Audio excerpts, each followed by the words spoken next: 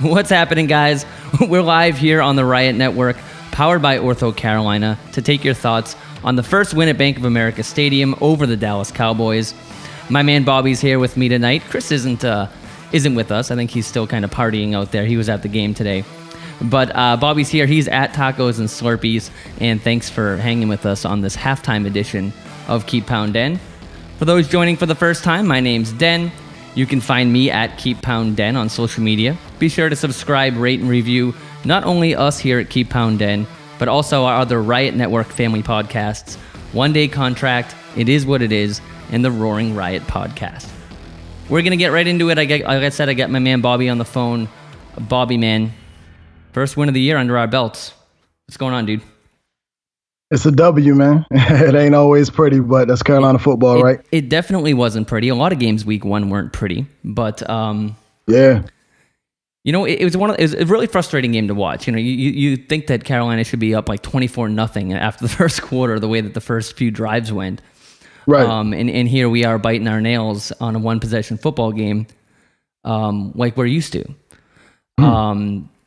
We're going to hit the highs and lows. There was a lot of goods and bads, of course, a lot of injuries, key injuries that, I don't know. It's tough to get a win with that kind of cost when you come out of the stadium. But right. What'd you think, Bobby? As far as, because I know I said the Panthers were a little underwhelming in the preseason sometimes, but you said it would take them a few weeks to figure out their offense. Looks like that might be true, right? I mean, I was thinking more like week 5 or week 6. To be honest with you, that will probably start clicking. I also know that it didn't help not having Curtis Samuel there today. Also, we got to keep in mind that the O-line is depleted. They're injured. Also got to keep in mind my man Greg Olsen, Mr. Reliable, is he's not here. Messing up that right foot again. Stepping on the defender who was guarding him, and that really sucks. So with the people that we were missing, and of course Darrell Williams going down, the people we were missing, I'm not going to say they played a part in the slow offense, but I will say this Norv Turner's offense definitely looks like we got some wrinkles to iron out for sure. Yeah, it was, we'll start with the goods. I mean, Cam's first drive was a little reminiscent of 2015 Cam. Yeah, it was. And I actually texted my friends and said, you don't want this Cam Newton back. Like, that wrestling joke. Is that 2015 Cam Newton's music? Because you saw him out there. You saw Cam running the RPOs. You saw him having fun. You saw him getting into it, right. Doing his little first downs. And that's the scariest Cam Newton in football.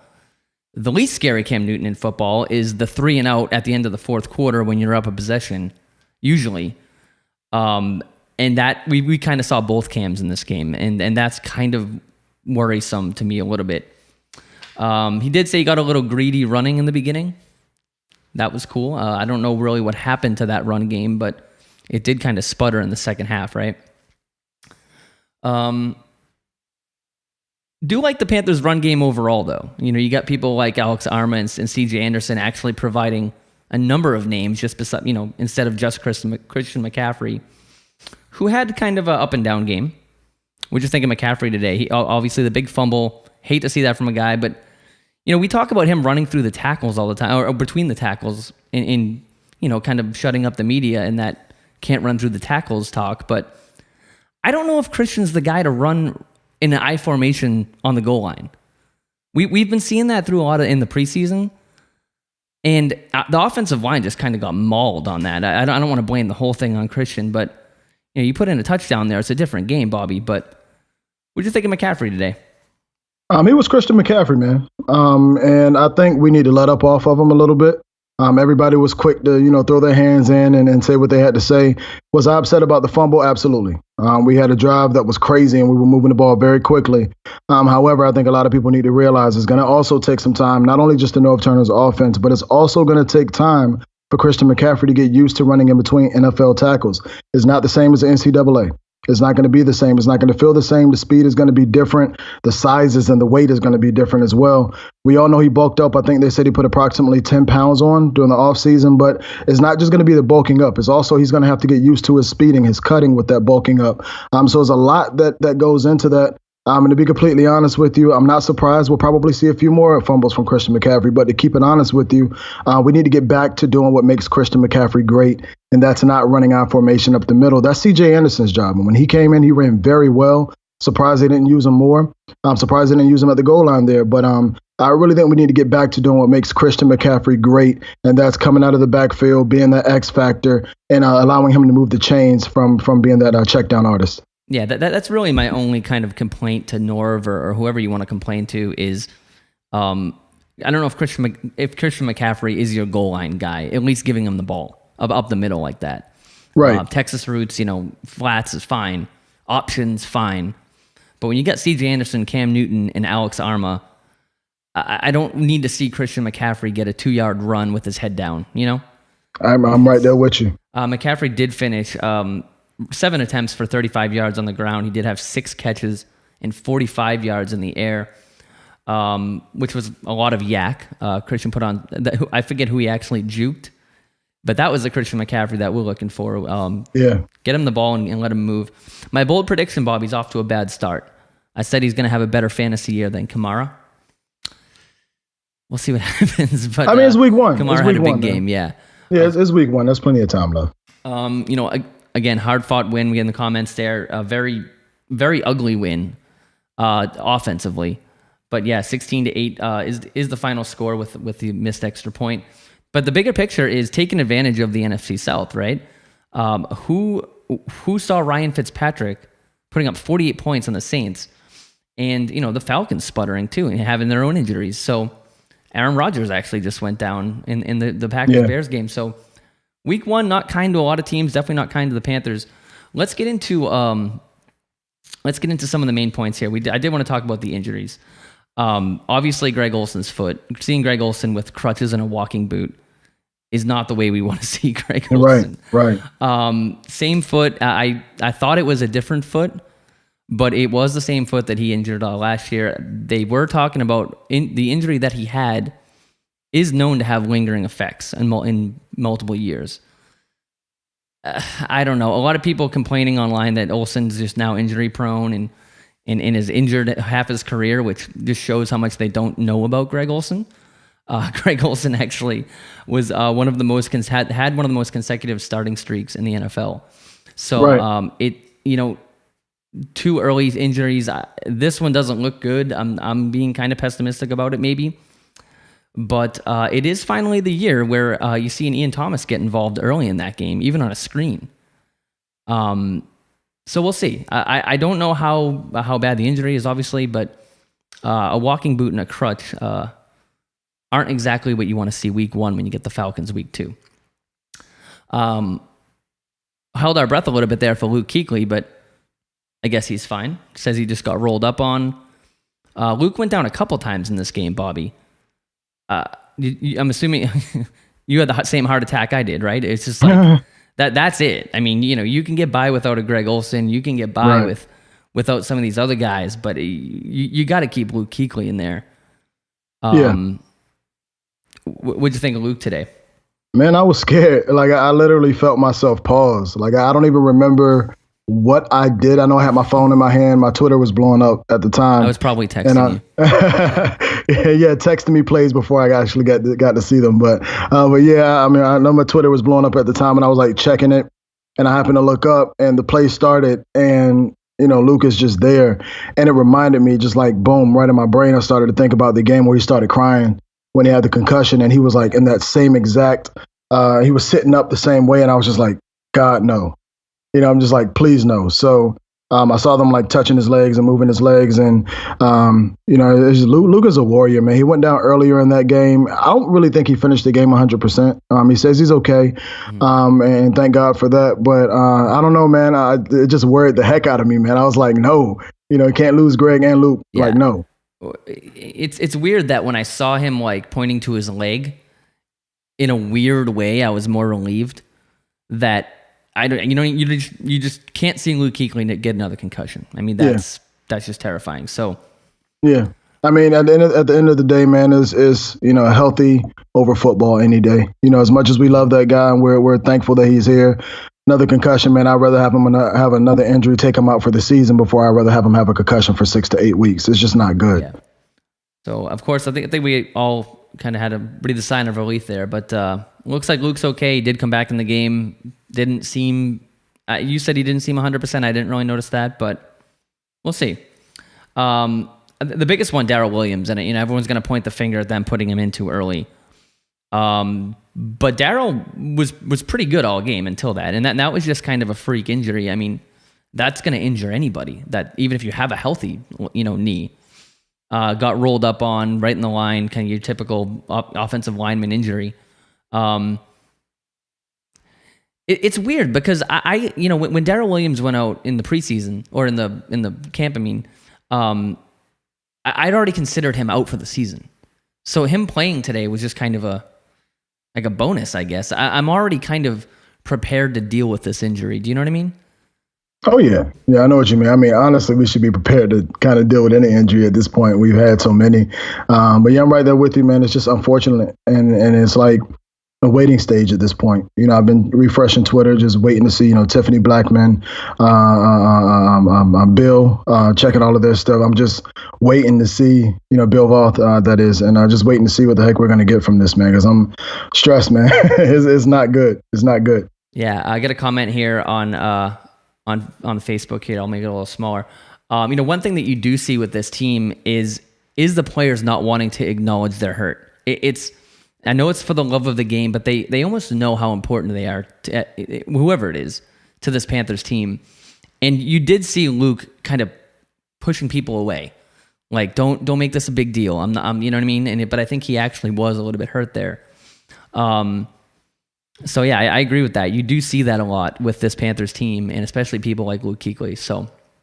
Well, I think somebody like Luke is a little bit different than the average defender, average player, should I say. The reason I say that is because I think he's smart enough to know when he can go, right? I don't see Luke making a bad decision on staying on the field.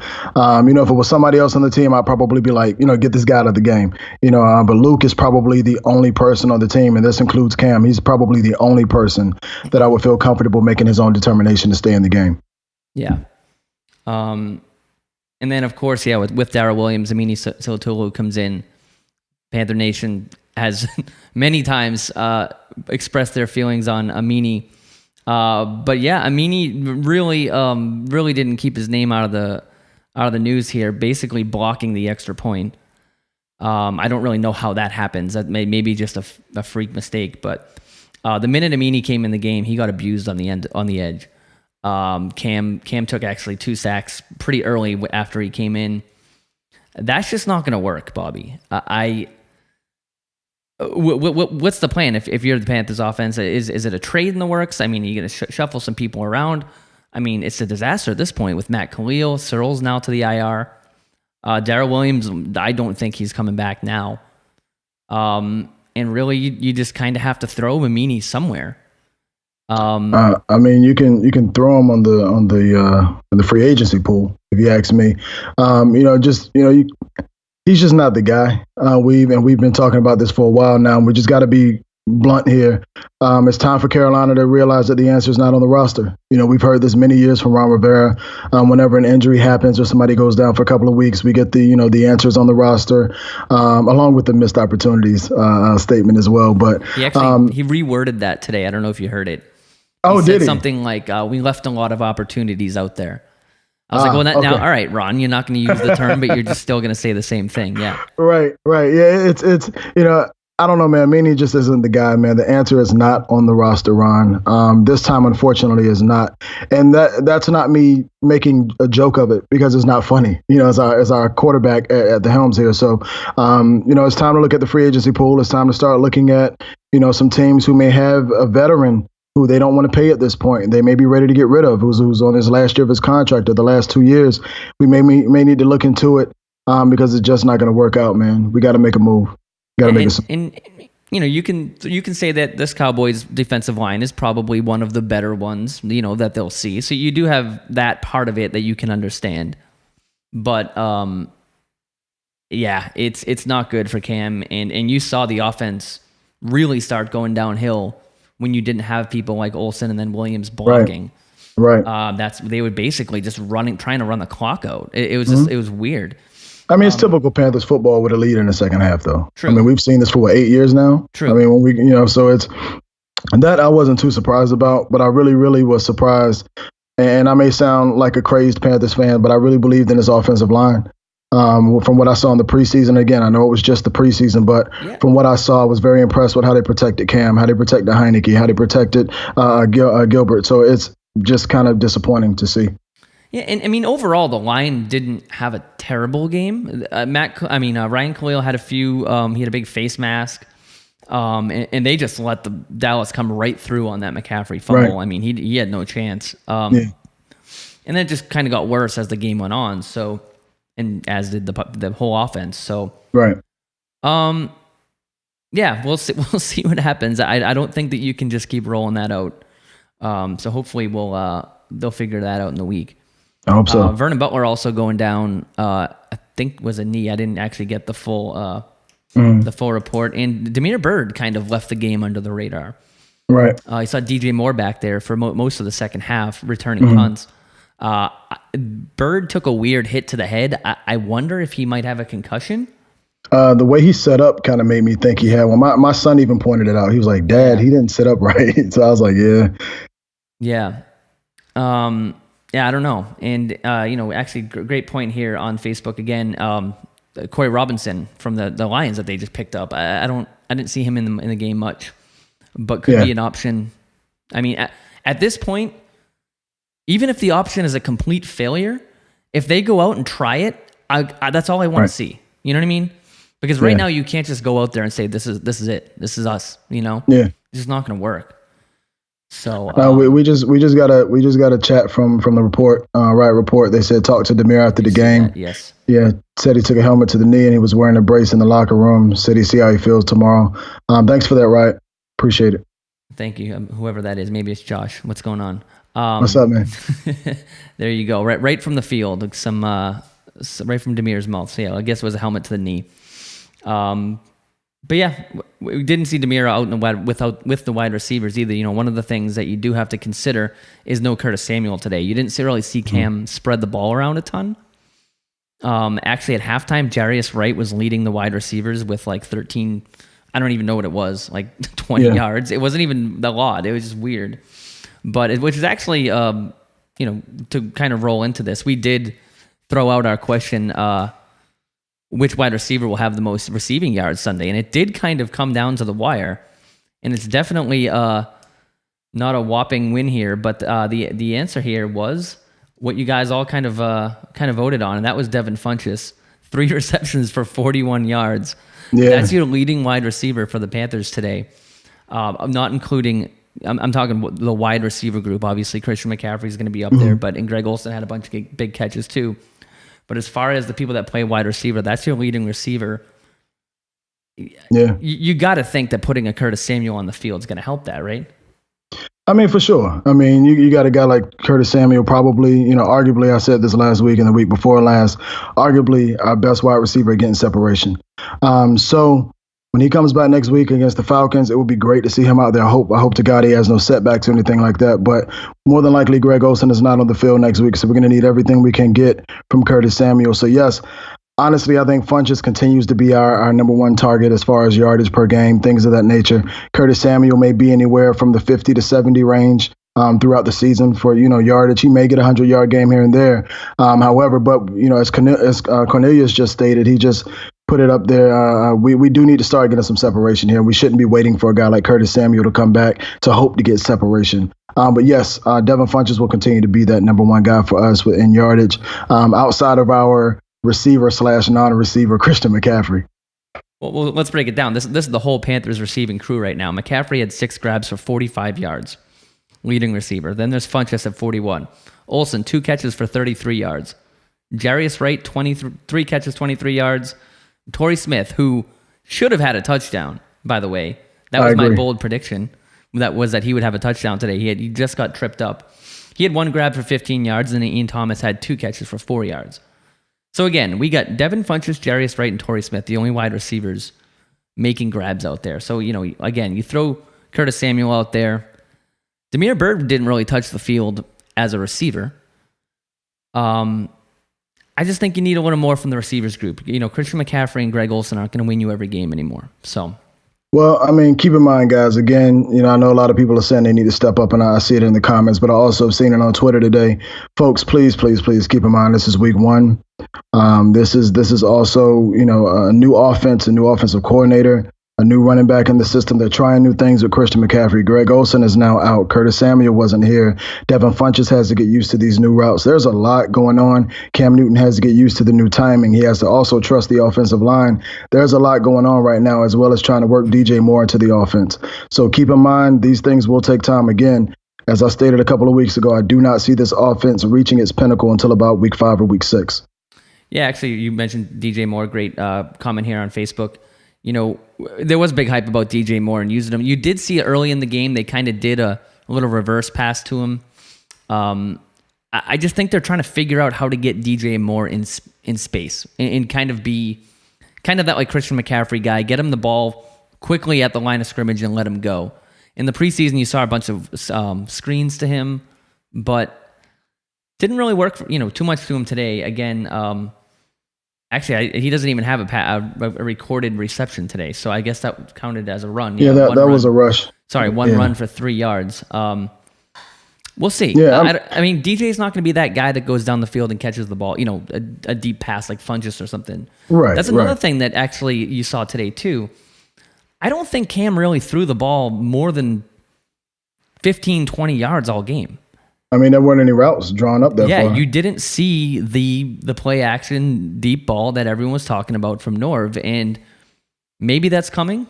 But I know, Bobby, I keep going back to it. You said that this is going to take almost 6 weeks to figure out. It's going to take time, especially with. But then again, without Curtis Samuel, I mean, who's your deep guy? Torrey Smith, right? And I know some people will say this is dumb and every week's a battle, but you do have the Falcons next week.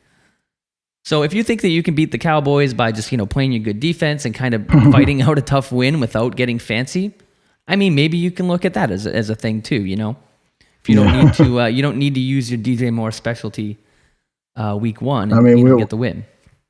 Yeah, we're gonna need everything we can get next week. And a lot of people, keep saying Steve Smith is pointing out DJ Moore to be the next.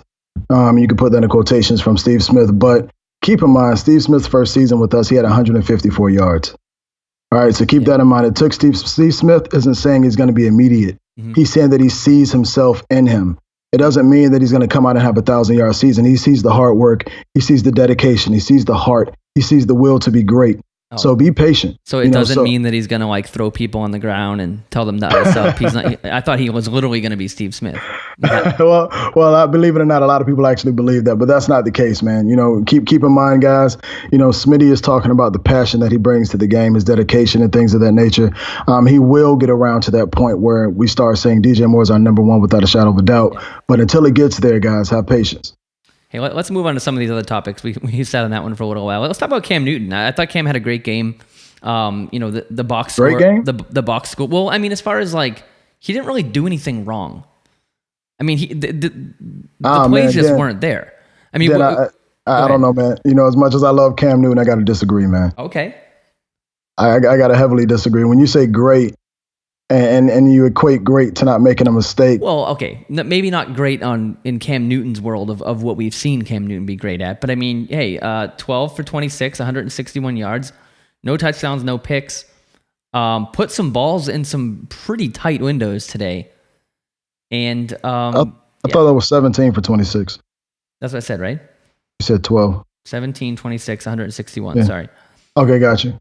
I just think that, Cam just took what he had. I mean, there wasn't really you are going against Sean Lee, the second best linebacker in the league.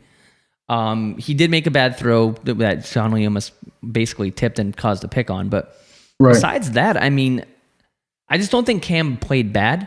If you like I said, if you're a box score bro and you look at this, no touchdowns, why don't I have fantasy points from Cam Newton? It's but that's because he snapped the ball on that. It was that third down that Amini came in. He snapped it and didn't even look at his receivers. He just started running away. Because it was 4 guys into him. It's just you got to watch you have to watch what Cam has. I mean, if you're going to look at him overthrowing people, throwing at people's feet, that's one thing. But if you're going to look at Cam, who's got nobody open, scrambles to make a play and has to throw the ball away, like, I'm okay with that. You know what I'm saying? Yeah. I don't know. It is what it is. I'm not going to follow you. For sure. I'm not gonna follow you with the Cam was great. But I will say Cam did his job today. He moved the chains early in the first half. Second half, we looked horrible. We looked horrid. I know it wasn't all Cam Newton, but I will say, 161 yards. If we're looking at any other team and we see the quarterback position, we're not going to give that any love or any credit. So I'm not going to do that for Cam Newton and say he had a great quarterbacking day. Yeah. He had a great football day, but he didn't have a great quarterbacking day.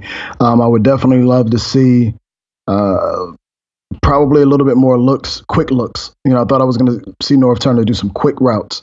I didn't see enough of that today, but Cam had a football day. He won the game. That's all that matters. Yeah, I'm with you on that. Hey, let's get to, you did say horrific. We talked a little bit about the good stuff earlier. The first 5 minutes of this game was just very 2015, wasn't it? Just absolute smothering defense. 3rd and 26 on their own 5. Yeah. Get the ball back. You got Cam Newton running down the field. Everyone's happy. And, it was weird. It was just kind of a little nostalgic look back. But, one thing that, if we're going to talk about the bad here, one thing that really worries me, and I said this in the preseason, I didn't want to buy into it too much, but I'm really going for it now, is screens are and always have been a big problem for this defense. And I don't really know what it is. I don't know if it's the secondary, because obviously we have great linebackers, we have great ends, but it seems like anytime, and especially in this game, the Cowboys ran a screen, they were eating up at least 8-10 yards every time without anyone even being around. What's with the screens, Bobby? Do you have any explanation for this? I mean, the only explanation for it is they probably don't practice for it. I'm not out there on the practice field watching them, so I don't know. You know what? That's actually a really good point, because until Christian McCaffrey, the Panthers were actually probably one of the worst teams in the NFL at running a screen. Right. With Jonathan Stewart, that just didn't happen. They were really bad at it. Right. And I don't know. Maybe they just don't know how to practice at it. But screens are really bad. Clock management in the second half ending there, Bobby. What, you run a play there? I don't know. You get Cam kind of almost made some magic happen, avoided some tackles. They got tackled at 23 seconds, right? Lined up pretty quickly, snapped the ball at I think it was 17 or 18. They could have snapped it, and they just let it run. Is that okay to go up 2 scores, or how do you feel about that? I mean, naturally we're going to get upset about it, but we don't see what Cam saw. And he looked about 4 or 5 times, then he would look over at the sideline, then he looked at the defense again, and then he just paused. Then he just kind of sat there and was like, I'm going to take the spike. He clearly saw something, and we could be asking, Cam's in his 8th year, why didn't he pay attention to what he saw and just spike it and settle for the field goal, right? So he did the right thing. He clearly saw something in the defense, realized that we didn't have enough time to make the right call, and just spiked the ball. I mean, we got 3 points out of it. Shout out to Graham Gano, and shout out to Cam Newton, using his maturity at that level and making a decision. I think he made the right decision. And I think, we could be having a different conversation right now had we gone forward and a pick 6 happened, or we didn't get anything out of it, right? So. Yeah, I'm okay with going up the 2 scores there. Obviously, I don't know. I just feel like in certain games you can't do that. You got to go for that 7, and you can't be scared of making your own mistake. You can't be scared of getting sacked. That's just, I don't know. Well, I mean, I don't think Cam is scared of getting sacked. I think he's the sack king. Well, I don't mean he's physically scared of it. I just mean that's why they didn't go. That's why you basically take a knee, put your tail between your legs, and go into the locker room.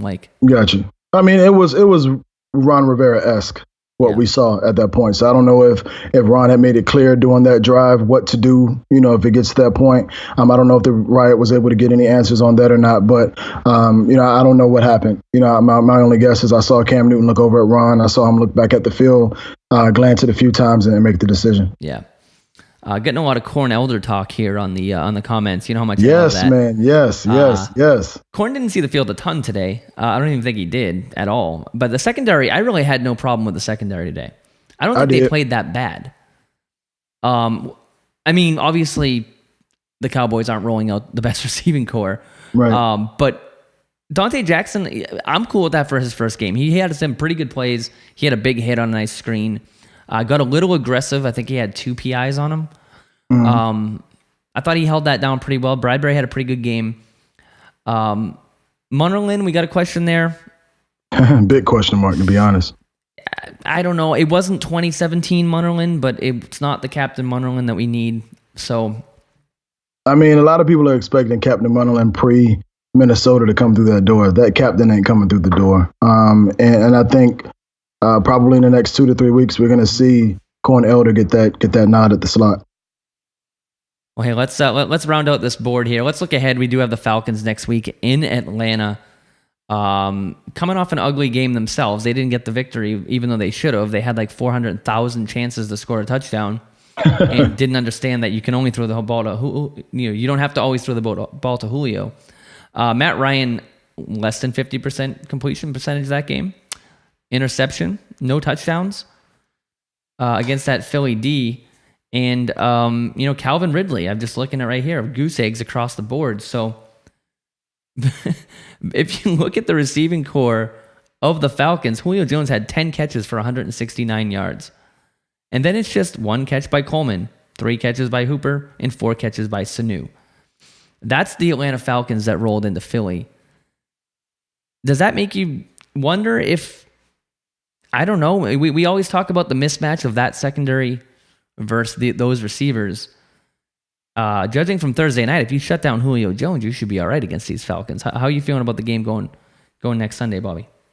I don't feel too great about it. You guys know I'm usually Mr. Optimistic when it comes to this team in many ways, but those guys are going to be pissed, how they lost. Matt Ryan's definitely going to look to redeem himself. Yeah, there you go. Matt Ryan's definitely going to be looking to redeem himself. I think one of the main things that we need to focus on is, with Dallas, we had to focus on mainly stopping the run. That was it. Atlanta, we got to stop the run and stop the pass. We know Julio's gonna do what he do. He's gonna do what he does. But my main focus is gonna be on can we do what the Eagles did? And a lot of people don't realize what the Eagles did. The Eagles got into Matt Ryan's head. It's something that we used to be able to do. We haven't done lately. The Eagles got into his head. So even when the pressure wasn't there, he thought it was there. He threw ducks. He threw some of the worst passes I've ever seen him throw. He was just like laying them out there, airing them out, sailing them over, throwing them too short. Which and it was like back to back. I like that. Definitely. We're definitely fine with it. But the question is, he's going to be focusing on not doing that. Yeah. But I think overall, it really kind of is up to what Sarkisian does for them, offensive coordinator. I think he called some pretty good plays in the third quarter. Matt Ryan just couldn't complete them. But it's a division game, man. We cannot look at the Eagles game and say, they stopped them, so we're going to stop them. They know us at our best, and we know them at their best. We have no clue what's going to happen in this game. Yeah, it's funny. My brother was like, the Panthers and the Falcons are like complete opposites. The Falcons can get to the red zone but can't score, and we worry about the Panthers kind of getting to the red zone. Once they're in the red zone, they're a great team as far as scoring. It's just getting there is more of the problem to me. Because when you're down in that red zone, of course, scratch the Christian McCaffrey fumble. But, when you get Cam Newton, you get Alex Arma, you get CJ Anderson, you did have Greg Olsen, Christian McCaffrey, and, even Funchess is pretty good down there. Yeah. Tough team to keep out of the end zone. So just got to figure out how to get there. Yeah. And we don't have Julio Jones to just throw to 4 times in a row. So. Yeah. Hey, let's talk about some of these other games because we did have our picks this week. I didn't do that great. I'm not gonna lie, but I'm probably still gonna be winning just because that's just how I do it. I doubt it. We'll just go through them real quickly. Baltimore, of course, we all got that one right. Wow, what's going on in Buffalo, huh? Kelvin. Dude, I really wanted the 50 burger on Kelvin. Kelvin deserves the 50 burger, right? He does. Yeah, he does. Jacksonville, of course, Fournette leaving the game, but they do cover that one as well. So 2 for 2 there. And hey, shout out to Chris for for not being afraid to take Tampa in that game. And thank you, Ryan Fitzpatrick. Where the hell did that Bucs offense come from? It came from Jameis Winston not being there. Well, I mean, that's but where it even came just from. like, I know they have Jackson and whatever, but they were just airing it out. Like the Saints. Well, you also know that. Yeah, you know that the head coach of the Bucs, Cutter, or however you pronounce his name, he wasn't calling the plays for the first time. Wow. They actually let somebody else call the plays, and you could see totally different routes than we've ever seen. We saw Deshaun Jackson on his Mr. Famous, post routes and different things. Like, it was just amazing. I saw Ryan Fitzpatrick hitting guys in stride. Even their running back Barber, he was moving the rock. So it was just like a fresh offense. And honestly, I would prefer for them to not show up to the party. So please, Buccaneers, stay where you are. Yeah, and moving on, Houston. I don't know. Deshaun Watson does not look good. I don't know how. I'm obviously, me being in Boston, I always kind of watch the Patriots as much as I watch the Panthers, just because they're on TV. Sorry, but Deshaun Watson, a lot of problems there with that Houston offense. Minnesota with that win. Tennessee played like a 15-hour game today against Miami. Dude, what would you? I was just thinking, like, imagine if you were at that game, and you're just like, all right, dude, I can't, you know what I mean? Like, at what point, like. I don't want to say, do you go home? Zach will probably kill me, but like, right? I mean, there's a point where a football game is like, all right, dude, like, I'm going home. Yeah. I'm done. Yeah. Did you see the little kid that ran on the field? No, I didn't. They were waiting so long, and this little kid just like broke out and ran on the field. It was hilarious. Cincinnati, of course, beating Indy. Andrew Luck throwing a pick on his first throwback. So welcome back, Luck. But then he did have a good game. He had a dink and dunk good game. The fact that Cleveland didn't win is probably the saddest thing of the whole day. I really wanted those Bud Lights to be unlocked, but hey, you get a tie there. Right. Take the spread, but Bobby, you weren't so big on them. I was trying to tell you, Cleveland's the pick this week, and you've. I'm not buying it. You guys are all overhyping Cleveland. Cleveland plays Pittsburgh close often, so this wasn't a surprise to me.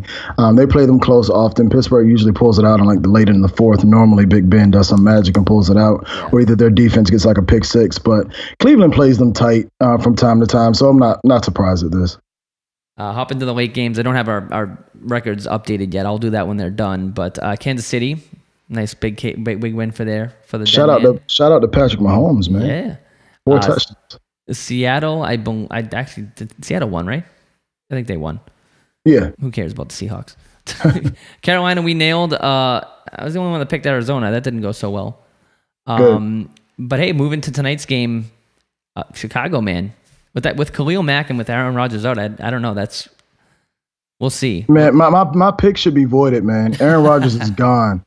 This is ridiculous. That's the fun of the week one picks and why we do them midweek too. So a lot of these spreads might be a little different. But anyway, let's hop back to. I'm gonna throw up our little herd graphic here. Great question. If Ryan Fitzpatrick keeps playing the way that he is, do you think that Winston starts when he comes back? No. Absolutely not. I think Jameis Winston's basically could be out of the NFL soon. Is that crazy to say? No. It's not crazy to say, but you have to give the starter his job back when he comes back.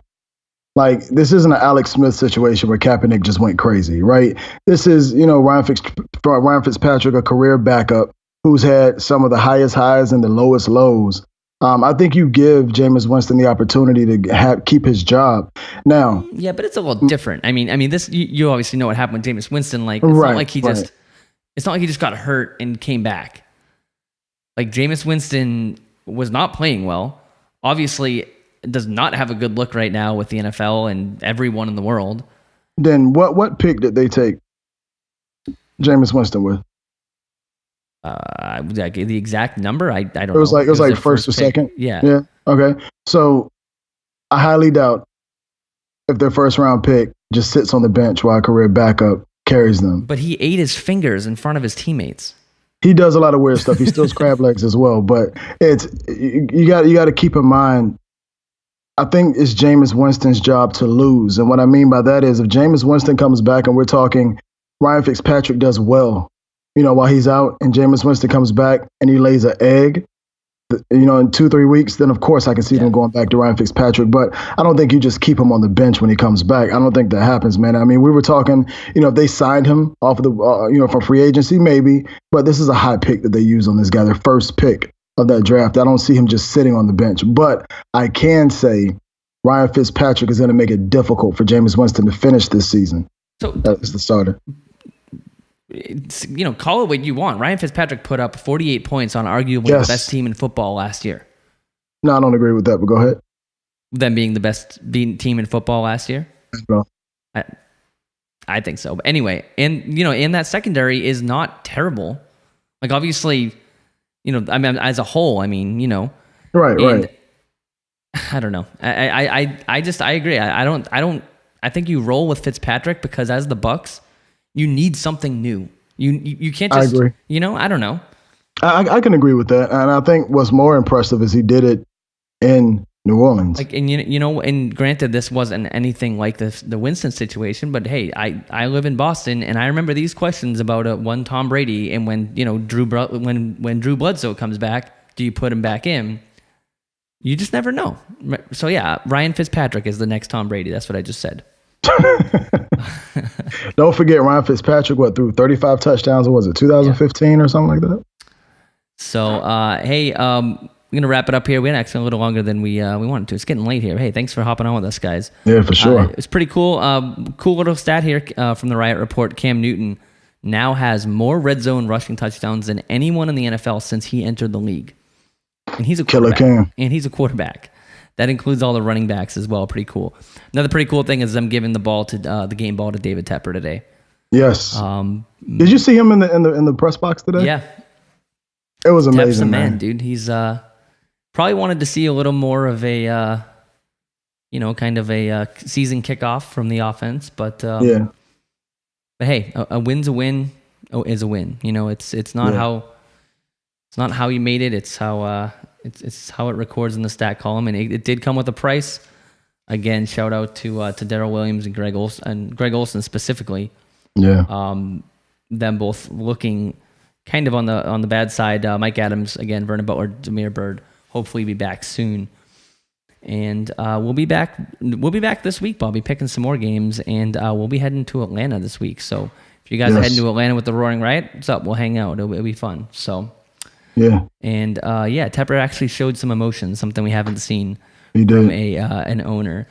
So hey guys, again, Sean corrected us. He said Seattle actually lost today to the Broncos. Yeah, I didn't see the end of that game. Thanks, Sean. So Seattle did lose. So hey, we'll take an NFC loss when we can get it, right? Yeah, and shout out to K1 Short. I don't know if anybody was paying attention, but what he did today, avoiding flags, was one of the most amazing things I have seen from a defender in a very long time. He was coming in very close when he was hitting Dak Prescott. He was even hitting him, and he would raise his arms up. As he was falling to the ground, he wasn't even bracing his fall.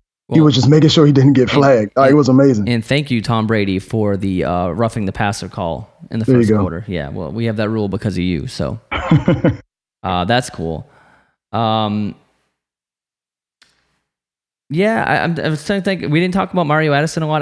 That sack at the end of the game, I did want to add him in here. I forgot about him in the good part. That sack at the end of the game, I don't know if you watched Mario, but he starts on the left side. Mm-hmm. He actually comes to the middle, which is like literally what I do in Madden. I control the DNs like they're like safeties blitzing. So he came around and he started on the left side, came up the middle, followed Dak from the right side of the line all the way to the left, got him from behind and caused the fumble. So Mario Addison, I think, is one of the most underrated defensive ends in the league, by the way. He is. And I'm happy he's on our team. So for sure, man. Yeah, for sure. And Short did have 2 sacks today as well. I think that you're right, Jared. I think it's time for me to get a KK jersey, man. Yeah, that's actually not a terrible idea. How about that? Yeah, I think it's time.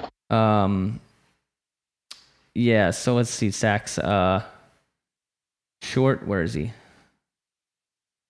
Why isn't he on this? There he is. 2 sacks today for Short. Well, Horton had 1.5, and Addison also had 1.5. So looks like, it's pretty cool. 5 sacks today for the Panthers, and I love it. 2 of them from Short. So yep. Again, hey, join us this week. We have our pods that drop on Friday. Check out our other Riot Network family members. One-day contract with Josh Klein and crew. It is what it is, also with Josh Klein and crew. And the Roaring Riot podcast. We're, of course, at Keep Pound Den. You can find us at Keep Pound Den on Twitter, Facebook, and Instagram. Check out the podcast. Check us out on YouTube. And check out our Facebook Lives. And we'll be on the road with the Panthers as well. So we'll see you guys down in Atlanta. And any final words, Bobby? Shout out to Shaq Thompson. Great game today for Shaq. Yeah. He really impressed me. Final words would probably be, guys, just whatever you do, just be patient. This offense is coming. It's not coming right now, but give it a few weeks. It's going to be here. Bobby will patiently wait, and for 6 weeks, you said, right? I will. It'll be. I'll give it to week 6. And I will. In the meantime, I'll tally up the NFL picks to see what my lead is. So what your lead is? Yeah. Okay. Yeah. Cool. We'll talk to you guys next week. And again, for those of you guys in Atlanta, we'll see you down there. Keep pounding, guys. Keep pounding.